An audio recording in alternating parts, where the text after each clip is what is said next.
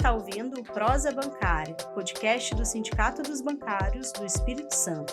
Eu sou Bruna Gatti e hoje a gente conversa com o André Guerra, doutor em Psicologia Social e Institucional e psicólogo e assessor do Sindicato dos Bancários de Porto Alegre. Também é nosso convidado o Ronan Teixeira, bancário da Caixa Econômica Federal e diretor da Secretaria de Saúde e Condições de Trabalho do Sindibancários Espírito Santo. Dificuldade de concentração, dores musculares, gastrite, desmotivação ao trabalhar, medo de ser dispensado, fadiga constante, dificuldade em dormir e ansiedade. Esses são alguns dos sintomas relatados por bancários em pesquisa realizada pela CONTRAF, a Confederação Nacional dos Trabalhadores do Ramo Financeiro, e pelo DIEESE, o Departamento Intersindical de Estatística e Estudos Socioeconômicos, para entender as condições de trabalho da categoria ainda durante a pandemia. Só que esse quadro de adoecimento não foi uma exclusividade do período de isolamento. Pelo contrário, ele tem se agravado ao longo dos anos. E foi isso que motivou o movimento sindical a lançar em abril a campanha Menos Metas, Mais Saúde, que denuncia como o modelo de gestão e de organização do trabalho nos bancos tem adoecido a categoria. E é sobre isso que nós falaremos hoje. André, essa campanha Menos Metas, Mais Saúde, ela fala um pouco de como as metas são um fator de adoecimento no trabalho bancário. Eu queria que você começasse abrindo para a gente por quê. Tudo bom, Bruna, Ronan? Obrigado pelo convite. É importante que a categoria comece a entender que as metas abusivas, elas são um instrumento de gerenciamento que os bancos utilizam hoje para alcançar os seus resultados. Ou seja, a gente chama que a gestão dos bancos ela é uma gestão por medo, então baseada nas ameaças, baseada na violência organizacional.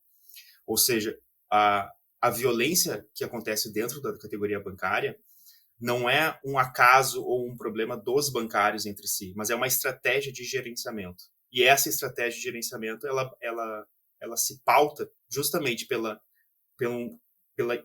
estabelecimento de um clima permanente de insegurança, de medo, de desamparo da categoria bancária. E essa forma de agir, ela é uma forma eminentemente adoecedora.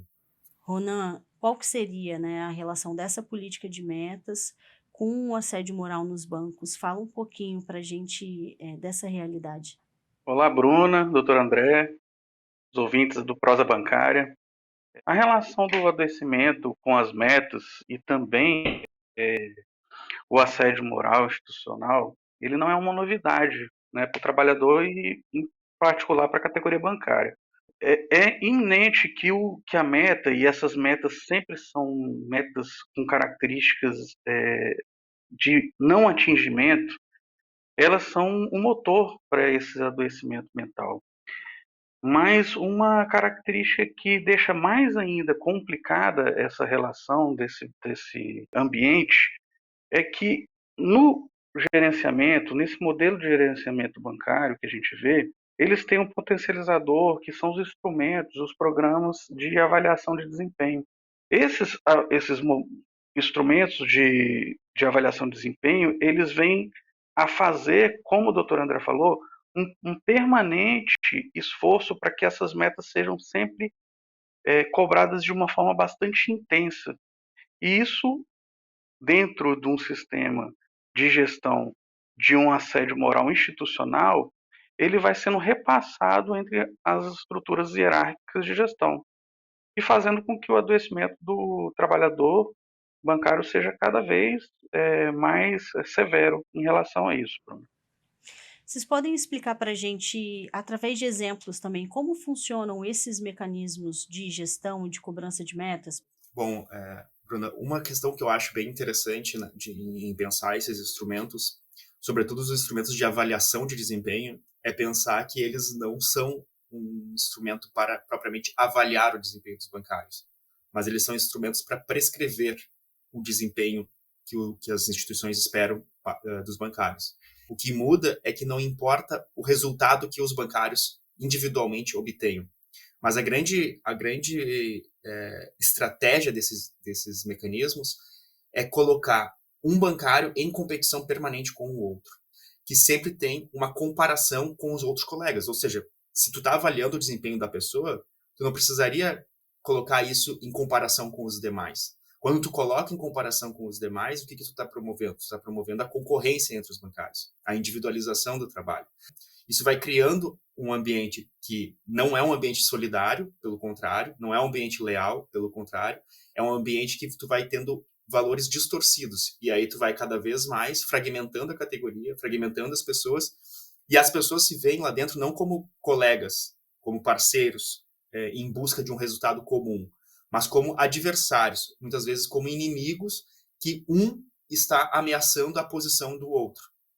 Então, tu consegue dissolver qualquer risco de insurgência, de questionamento, e isso vai fazendo com que ele cada vez mais lide sozinho com as suas dificuldades, como sendo problemas pessoais, como sendo problemas individuais, e não como sendo problemas estruturais, como sendo problemas organizacionais. Ronan, e essas metas, elas são metas de quê? Então, Bruna, essa questão das metas que são colocadas para os bancários hoje, elas vêm todas relacionadas a produtos que são muito rentáveis, né? Como produtos de seguridade, vendas de consórcios, de seguros de vida, créditos com juros altos.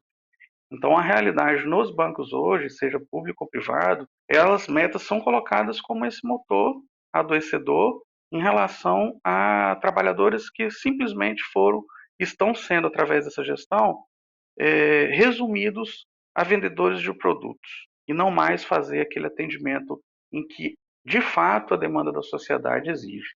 Agora, essa combinação de metas, muitas vezes com um ritmo acelerado de trabalho e essa pressão, pode gerar sofrimento de várias formas. A campanha Menos Metas Mais Saúde traz para a gente alguns dados que apontam para um aumento grande nos casos de adoecimento psíquico. Por exemplo, nos últimos 5 anos, o número de afastamentos nos bancos por doenças mentais aumentou 26,2%. Já nos afastamentos acidentários, as doenças mentais e comportamentais nos bancos, elas saltaram de 30% em 2012 para 55% em 2021.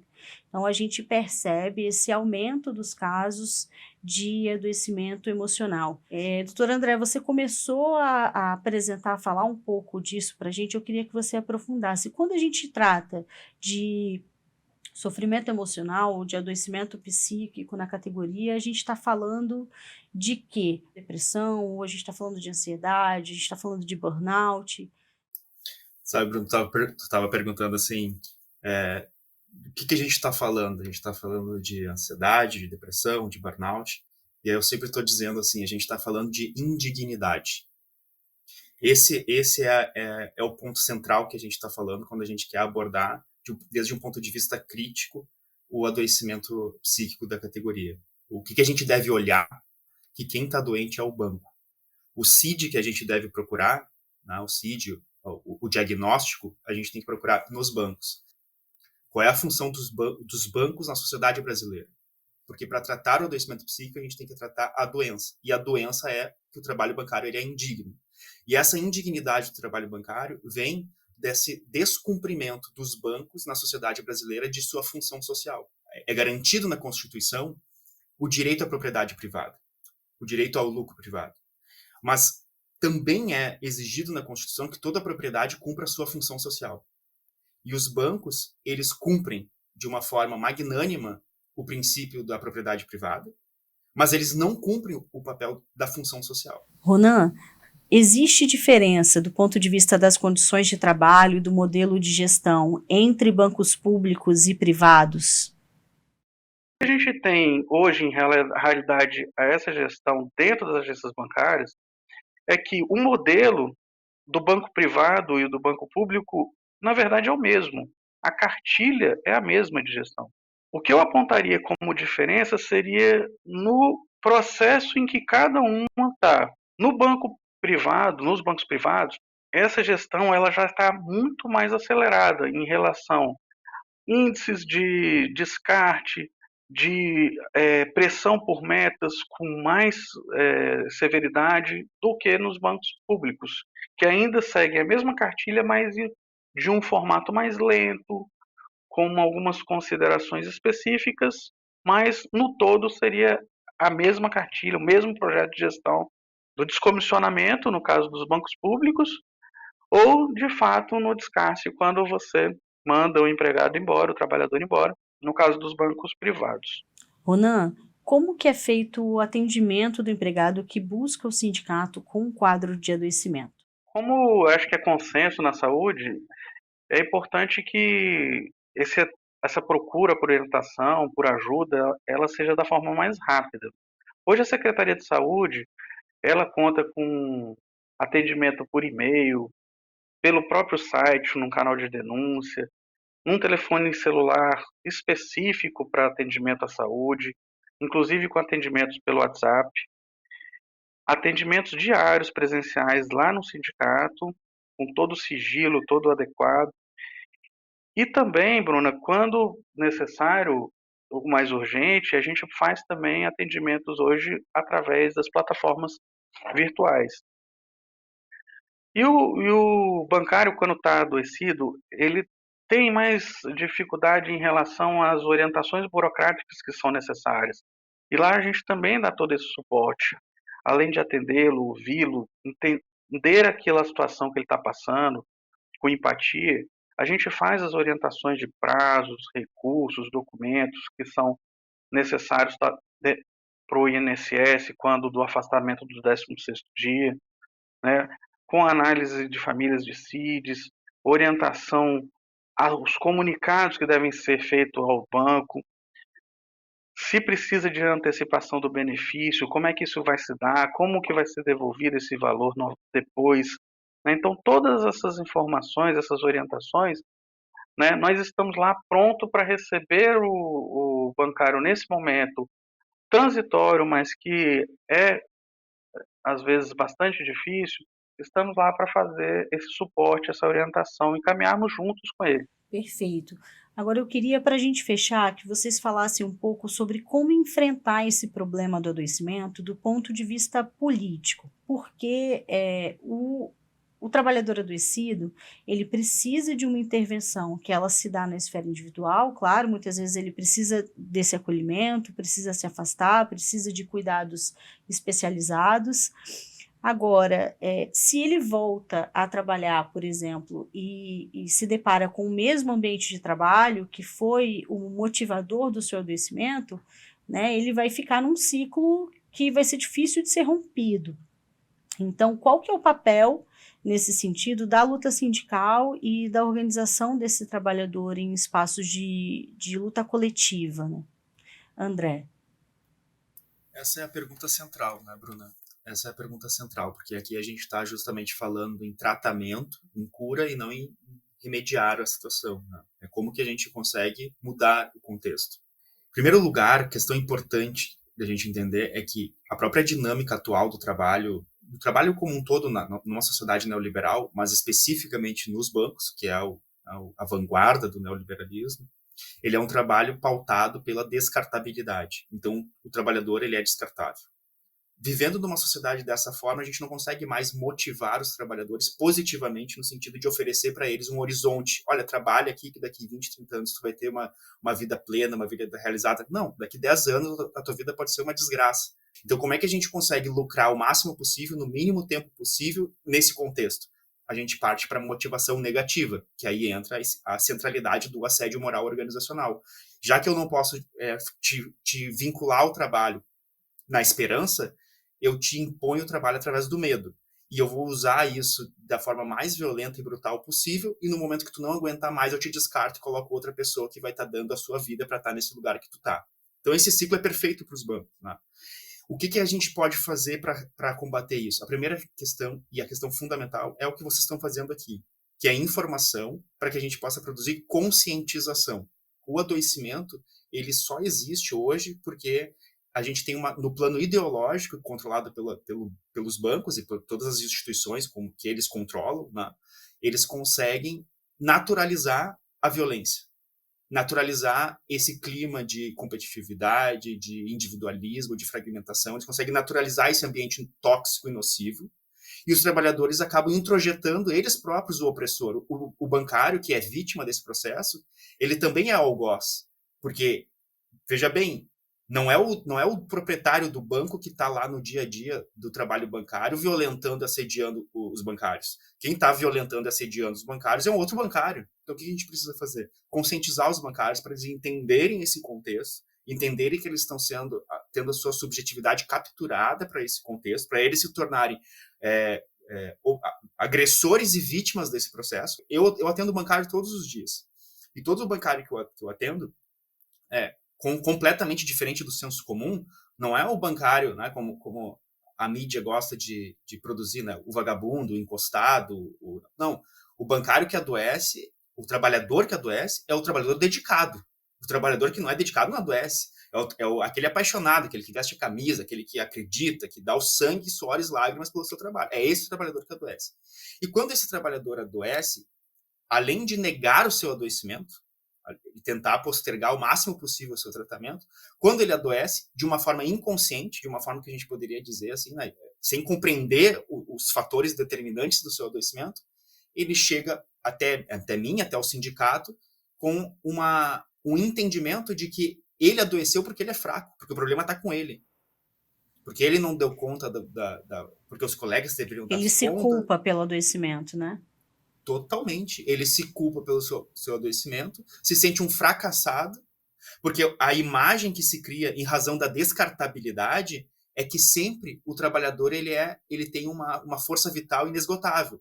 Só que, de fato, o trabalhador sempre tem uma força vital inesgotável porque esse trabalhador está sendo descartado a cada minuto. Então, sempre tem um trabalhador com a energia revitalizada. Então, tu olha para o lado, o cara tá com 100%, sim, ele tá 100% porque ele acabou de entrar na máquina hoje.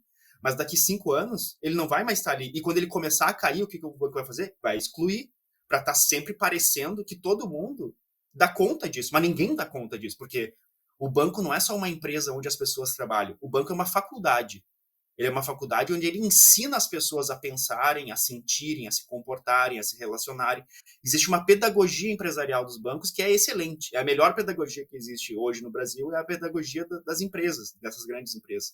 Então, elas ensinam as pessoas como elas devem pensar, como elas devem sentir. E elas acabam pensando, sentindo e se comportando como uma máquina. Mas elas não são máquinas e, portanto, elas quebram. Então, a gente precisa conscientizar as pessoas, para que as pessoas entendam esse contexto, para que as pessoas entendam as motivações, os motivos determinantes do seu adoecimento, para que elas não sejam coniventes com o seu próprio adoecimento, em primeiro ponto, e para que, no segundo ponto, elas consigam ser mais sensíveis a entender os limites da violência que elas estão vivenciando. Quando que uma conduta de trabalho deixa de ser uma conduta de trabalho para se tornar uma conduta de violência. E aí a pessoa começar a colocar, em primeiro lugar, a sua vida, a sua saúde, a sua dignidade, e não as imposições ideológicas dos bancos. Ronan, e o trabalho do sindicato é um pouco esse, né? Atuar coletivamente para conseguir impor limites à violência praticada pelo banco, praticada pelos patrões. Então, fala um pouco sobre isso, por favor. Exatamente, Bruno. Eu acho que a campanha que vem à tona novamente, menos metas, mais saúde, ela vem para chamar a categoria bancária, os trabalhadores, a colocar a saúde novamente no lugar em que ela deve estar, que é como protagonista, ela é em primeiro lugar. E o entendimento dentro de uma consciência de classe, justamente com essas informações, esse entendimento que o Dr. André colocou, vai nos dizer que a saída só pode ser coletiva, através da solidariedade, das conversas entre os bancários, a classe trabalhadora, né? E a luta sindical nos campos onde ela tem que colocar limites, em alguns casos, e em outros, inclusive, pedir a exclusão dessas práticas que são completamente adoecedoras do mundo do trabalho e da categoria bancária. Nós não podemos permitir que nessa queda de braço com a relação a esse modelo de gestão adoecedor, a gente banalize, naturalize né, que isso faz parte do mundo atual. Isso não é uma verdade, né? Isso é uma construção daquele que precisa implantar um modelo de gestão como esse, onde trazem metas absurdas e desumanas e, inclusive, patentiam programas que individualizam, mais uma vez, ranqueiam, exploram e descartam os trabalhadores e suas saúdes. Obrigada, André. Obrigada, Ronan. A gente encerra o programa de hoje te convidando a conhecer o sindicato. Se você ainda não for sindicalizado, sindicalize-se. Essa é só uma das formas de fortalecer a luta da categoria bancária. A gente lembra também que o sindicato dispõe de um canal de denúncias online no site da entidade, onde você pode relatar casos de assédio moral ou de qualquer outra violação de direitos. Ao receber a denúncia, o sindicato faz um trabalho de apuração de fiscalização das condições de trabalho na agência ou no setor indicado, no sentido de coibir essa prática e também de conscientizar a categoria. Você acessa o canal de denúncias no site bancarios-es.org.br. As denúncias podem ser identificadas ou anônimas. E se você precisar de orientação sobre saúde e condições de trabalho, busque a Secretaria de Saúde do sindicato. Você pode agendar atendimento pelo telefone 33319952 com DDD 27 ou pelo e-mail saude@bancarios-es.org.br. Eu quero agradecer aos nossos convidados pela participação e agradecer a você que nos acompanhou até aqui. Não esquece de seguir o sindicato nas redes sociais. O nosso Twitter é @bancarios-es. No Facebook e Instagram, você procura por sindibancarios.es. Esse foi o Prosa Bancária. Até a próxima!